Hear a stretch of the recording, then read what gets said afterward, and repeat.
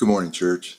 I'm coming to you from a little makeshift studio that Brenda allowed me to put together here in the corner of our living room over the last several weeks. It's early on Monday morning, the day after Easter, and I just couldn't sleep. I couldn't sleep because of excitement of what we got to experience yesterday. And I know it seems so silly, but even gathering together in vehicles and seeing people through the windshield and the windows of their cars, it was an exciting thing just to recognize that we still have a togetherness of spirit. We are still God's people who, even gathering together in a parking lot, can be an exciting thing because we are like-minded and because we want to see His kingdom go forward. And so I just want you to know this morning that that was an exciting experience for me yesterday. And thank you so much for some of the feedback that we've been getting from many of you, just about how much yesterday meant to you.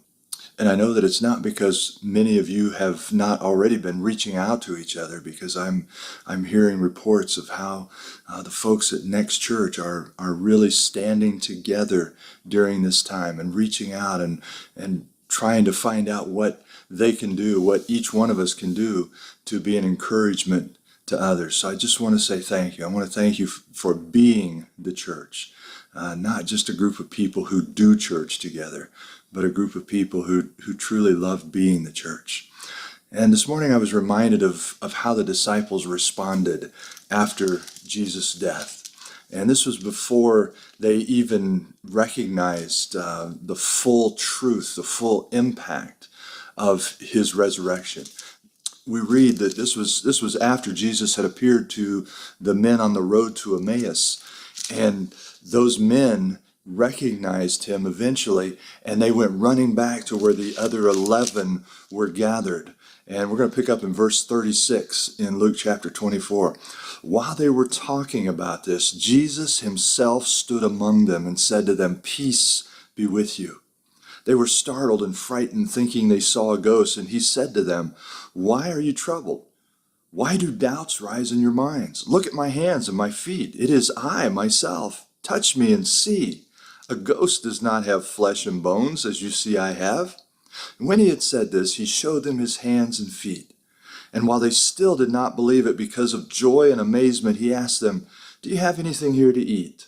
They gave Him a piece of broiled fish, and He took it and ate it in their presence.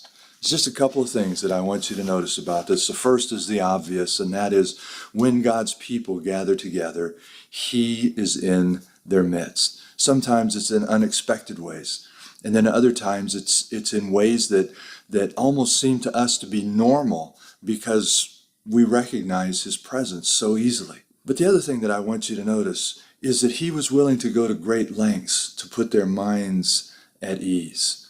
And during times like these, it can be difficult for us to have minds that are truly stayed on peace. Look at the lengths that Jesus went to. He said, "Look at my hands, my feet. Look at the scars." And then He said something very human. He said, "Got something to eat? Is there anything here that I can eat, that I can prove to you, that I can show you who I am?" I want you to know, church, that He wants to show you and me who He is, that it really is Him, that He really is in our presence. But what it requires is, just like with the disciples, when He asked them to do something, they had to do it so that He could show them His presence. They got Him something to eat, and He was able to show them and put their minds at ease. Well, in this case, I believe He is asking us, do you have something that you can eat so that I can show you who I am? Well, what do you mean by that? His Word. His Word. It's there. It's available to us all the time. And He's encouraging us, take and eat, and let me show you who I am. There is no greater place to find assurance. There is no greater place to find Him, the reality of who He is, than in His Word. I love you, church, and I hope you have a great Monday.